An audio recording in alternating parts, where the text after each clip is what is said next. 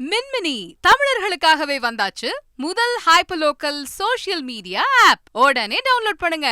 மாலத்தீவு நாடாளுமன்ற உறுப்பினர்களிடையே நடந்த அடிதடி காட்சியானது சமூக வலைதளங்களில் வேகமாக பரவி வருகின்றது. திடீர் சண்டைக்கு காரணம் என்ன விளக்குகிறது இந்த சிறப்பு தொகுப்பு. மக்களுக்காக சட்டமியற்றும் மன்றங்கள் அவ்வப்போது மல்யுத்த மன்றங்களாகவும் குழாயடி சண்டைக்கான மைதானமாக ஆவதும் உலக நாடுகளில் வாடிக்கையான ஒன்றுதான். தற்போது மாலத்தீவு நாடாளுமன்றமும் அந்த வரிசையில் வந்து நிற்கிறது.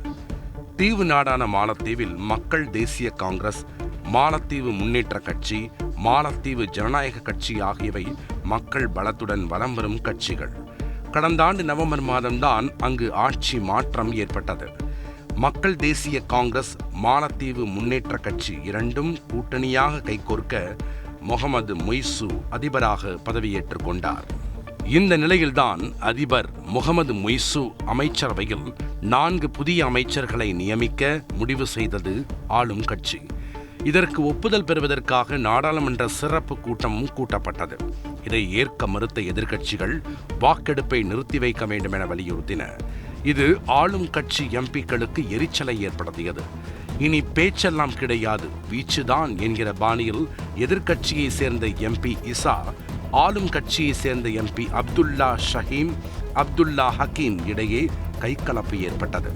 4 எம்பிக்கள் சேர்ந்து ஒரு எம்பியை தாக்க துவங்க நாடாளுமன்றம் கலவர பூமியாகி தலைமுடியை பிடித்து இழுக்கும் காட்சியெல்லாம் இணையத்தில் வைரலானது. இது ஒரு பக்கம் என்றால், மற்றொரு பக்கம் சபாநாயகர் காதுக்கு அருகே விளையாட்டு சாமான்களை வைத்து ஊதுவதும் மைக்கை பிடுங்குவதுமாக அவரை உண்டு இல்லை என ஆக்கிவிட்டனர்.